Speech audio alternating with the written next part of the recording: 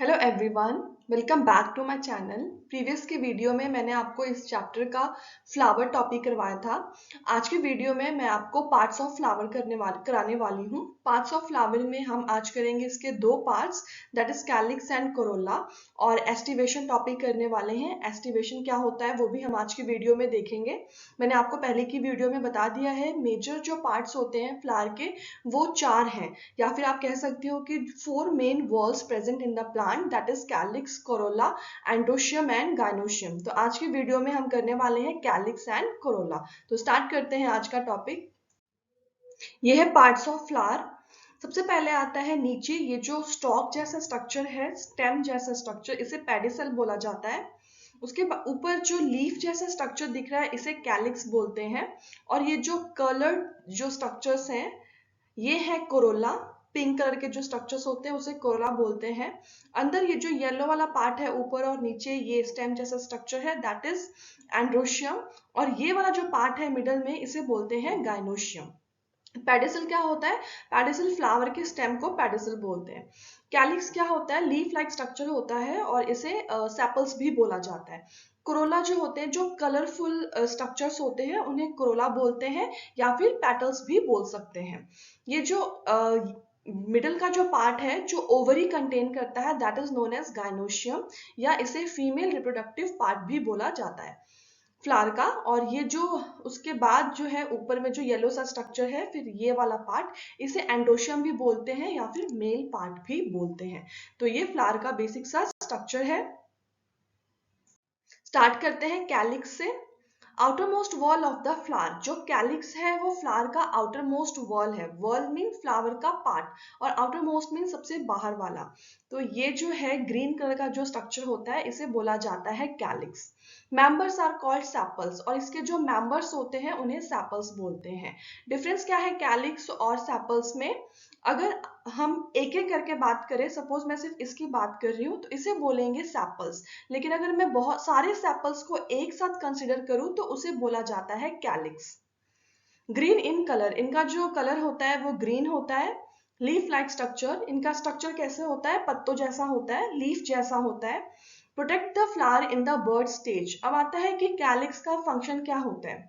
तो कैलिक्स क्या करते हैं? फ्लावर को प्रोटेक्ट करते हैं जब वो अपने बर्ड स्टेज में होते हैं, या बर्ड मीन्स कली का जो स्टेज होता है, जब वो कली होते हैं तो वो फ्लावर को प्रोटेक्ट कौन करता है? That is calyx.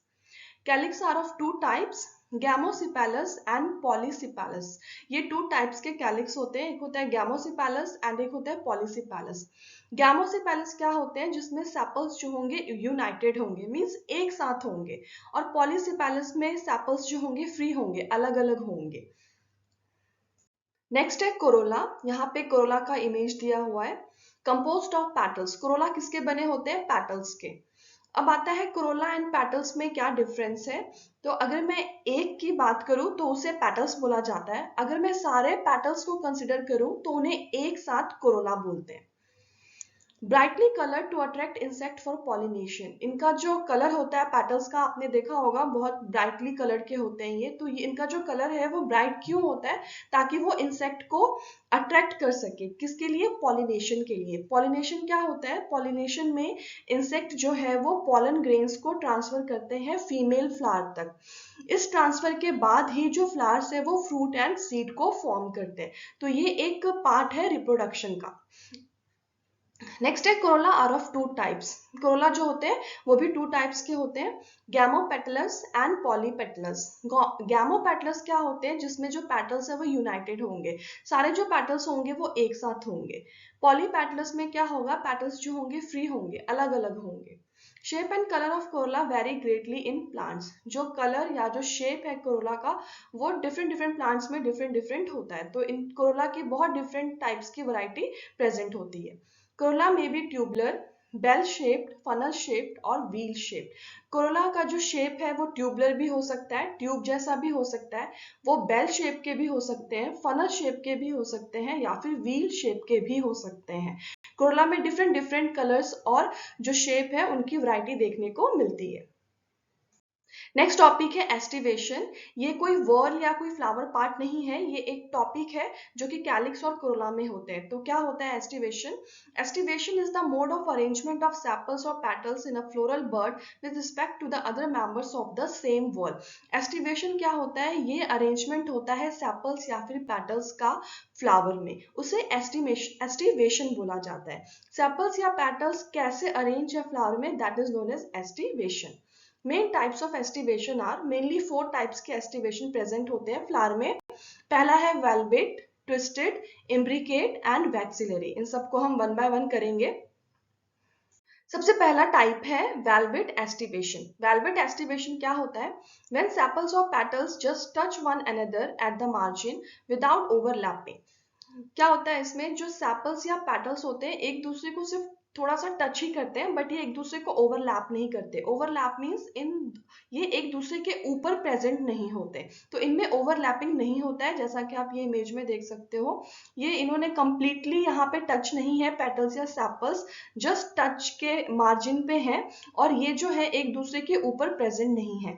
इस टाइप के एस्टिवेशन को बोलते हैं वेलवेट एस्टिवेशन। यहाँ पे नीचे फ्लावर में भी बनाया है, यहाँ पे स्पेस है और किस पेटल्स या सेपल्स के बीच में कोई भी ओवरलैपिंग नहीं है। और इस टाइप के जो एस्टिवेशन होते हैं वो किस में प्रेजेंट होते हैं? कैलोट्रोपिस में। नेक्स्ट एस्टिवेशन है twisted aestivation. If one margin of the appendage overlaps that of the next one and so one. इसमें क्या होता है? पेटल्स या जो सेपल्स होते हैं उनका जो एक मार्जिन होता है, जैसे ये वाला मार्जिन है, ये दूसरे वाले के ऊपर ओवरलैप करता है। फिर इसका जो ये वाला मार्जिन है वो तीसरे वाले के ऊपर ओवरलैप करेगा। तो इस वे में पेटल्स और सेपल्स अरेंज होते हैं। यहाँ पे आप इमेज में देख सकते हो, ये जो पेटल्स है इसका ये जो एक मार्जिन है वो दूसरे वाले पे ओवरलैप कर रहा है, दूसरे वाले का जो मार्जिन है वो तीसरे वाले पे। और ये किस में प्रेजेंट होते हैं? Twisted aestivation, China rose, ladies finger and cotton में। नेक्स्ट टाइप है एस्टिवेशन का imbricate aestivation. If the margin of sepals और petals overlap one another but not in any particular direction. इसमें क्या होता है? मार्जिन जो होते हैं सेपल्स या पेटल्स के वो एक दूसरे को ओवरलैप करते हैं, पर कोई पर्टिकुलर डायरेक्शन या कोई फिक्स डायरेक्शन नहीं होता, वो किसी भी वे में एक दूसरे को ओवरलैप कर सकते हैं। इस टाइप के एस्टिवेशन को इम्ब्रिकेट एस्टिवेशन बोलते हैं। ये यहाँ पे आप देख सकते हो इमेज पे, इस वाले ने इसको ओवरलैप किया है, इस वाले ने इसे ओवरलैप किया है, फिर ये यहाँ पे ओवरलैपिंग कर रहा है और ये वाला इसको ओवरलैपिंग कर रहा है। इस टाइप का जो एस्टिवेशन है वो किसमें प्रेजेंट होता है? कैशिया एंड गुलमोहर फ्लावर्स में। नेक्स्ट जो एस्टिवेशन है वो है वैक्सिलरी एस्टिवेशन। इसे पैपिलियोनेशियस एस्टिवेशन भी बोला जाता है। इसमें क्या होता है? There are 5 petals, the largest overlaps the 2 lateral petals which in turn overlap the 2 smallest anterior petals। यहाँ पे इमेज में दिखाया गया है, इसमें जो पेटल्स होते हैं उनका नंबर कितना होता है? 5, और जो सबसे लार्जेस्ट वाला होता है ये वाला, उसे बोला जाता है स्टैंडर्ड पेटल्स। और ये जो साइड में प्रेजेंट होते हैं लेटरल पेटल्स, ये वाले, इन्हें बोला जाता है विंग्स। और ये जो छोटे छोटे जो एंटीरियर पेटल्स होते हैं इसे कील बोला जाता है। तो इसमें क्या होता है? जो लार्जेस्ट वाला पेटल्स है या जो स्टैंडर्ड पेटल है वो ओवरलैप करेगा विंग को, मींस लेटरल पेटल्स को, और ये जो विंग या जो लेटरल पेटल्स है वो ओवरलैप करते हैं स्मॉलेस्ट पेटल्स को, जिसे कील भी बोला जाता है। तो इस टाइप का जो एस्टिवेशन होता है वो पी एंड बीन फ्लावर्स में प्रेजेंट होते हैं। तो ये जो एस्टिवेशन है वो पूछा जाता है, तो इसमें एग्जाम्पल्स भी पूछा जाता है और डायग्राम भी पूछा जाता है। तो ये वाला जो डायग्राम है वो आपको पता होना चाहिए। आज के लिए इतना ही। बाकी जो इसके 2 पार्ट्स है, that is androecium and gynoecium, वो हम कल की वीडियो में करेंगे। होप आप सबको मेरा वीडियो पसंद आया होगा। Then please share and subscribe my channel. और अगर आपको कोई भी डाउट है प्रीवियस वीडियो में तो आप मुझे कमेंट कर सकते हैं, या मेरे लिए कोई सजेशन है तो भी आप मुझे कमेंट कर सकते हैं। Thank you.